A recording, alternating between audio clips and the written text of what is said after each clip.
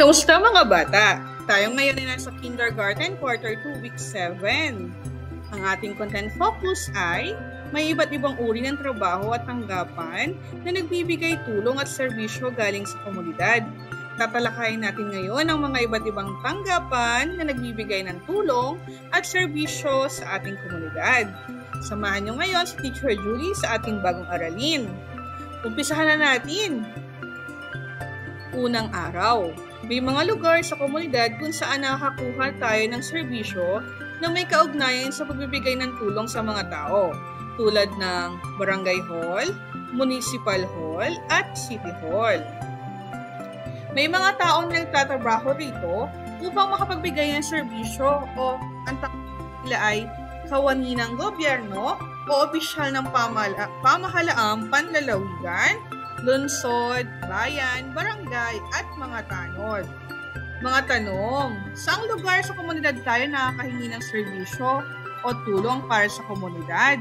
Sino-sino ang mga tao sa komunidad na nagbibigay sa atin ng tulong? Yan, makikita po natin sa larawan ng isang halimbawa ng barangay hall. Ang barangay hall sa Pilipinas ay maaaring merong watawat ng Pilipinas.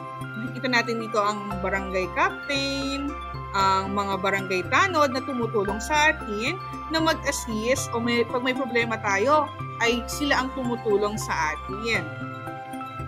Kayo mga bata, alam nyo ba ang itsura ng barangay hall ninyo? Ayan, ito naman ang halimbawa ng municipal hall. Dito makikita natin si mayor. Ikaw mga bata, kilala nyo ba ang mayor nyo? Yan, makikita natin dito ang ating mayor at ang mga konsehal ng bayan. Marami din serbisyo sa loob ng municipal hall. Merong pagkuha ng birth certificate, pag-asikaso ng mga burial, at marami pa pong iba. Ayan, ang tawag, ito naman ay City Hall. Kapag City Hall naman, ay kapag malaki na ang syudad natin, ang tinatawag na itong City Hall, hindi na po Municipal Hall. Tulad ng Tagaytay City, meron po silang City Hall. May mga lugar sa komunidad kung saan nakakuha tayo ng serbisyo na may kaugnayan sa kuryente, tubig at komunikasyon at pananalapi. Meron tayong opisina ng kuryente, ng tubig, ng komunikasyon, bangko, sanglaan at remittance center. Yan, makikita po natin ang mga lineman o ang mga nagtatrabaho sa Meralco. Sila ang nag-aayos ng mga linya ng kuryente. Tulad nung nagbagyuhan, nung kamakailan, sila po ang masisipag na nag-aayos ng mga linya ng kuryente para mapabalik na agad ang kuryente sa atin. Ano po?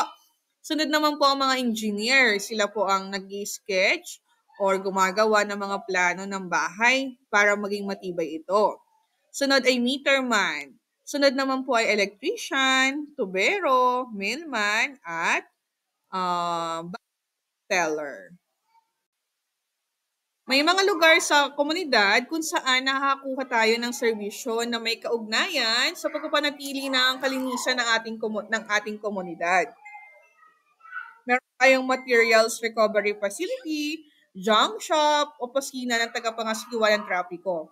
May mga tao na nagtatrabaho rito upang makapagbigay ng serbisyo. Nangongolekta ng basura, mga street sweeper, hardinero, traffic enforcer, at iba pa. Saang lugar ng komunidad tayo nakakahingi ng serbisyo na may kaugnayan sa pagpapanatili ng kalinisan kaayusan ng komunidad?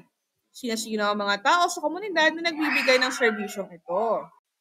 May mga lugar sa komunidad na nakakakuha tayo ng serbisyo na may kaugnayan sa pagpapaayos ng sarili.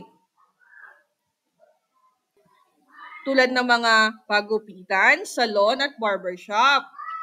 May mga tao na nagtatrabaho rito upang makapagbigay ng serbisyo ang barbero, tagagupit ng buhok or hairdresser, manikurista, masahista at iba pa. Saan lugar sa komunidad tayo nakakahingi ng serbisyo na may kaugnay sa pagpaayos ng sarili?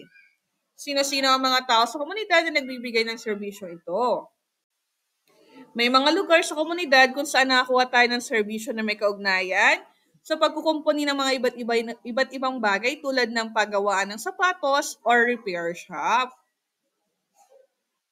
Ayan, saan lugar ng komunidad tayo nakakahingi ng serbisyo na may kaugnayan sa pagkukupuni ng iba't ibang bagay? At sino-sino ang mga tao sa komunidad na nagbibigay ng serbisyong ito?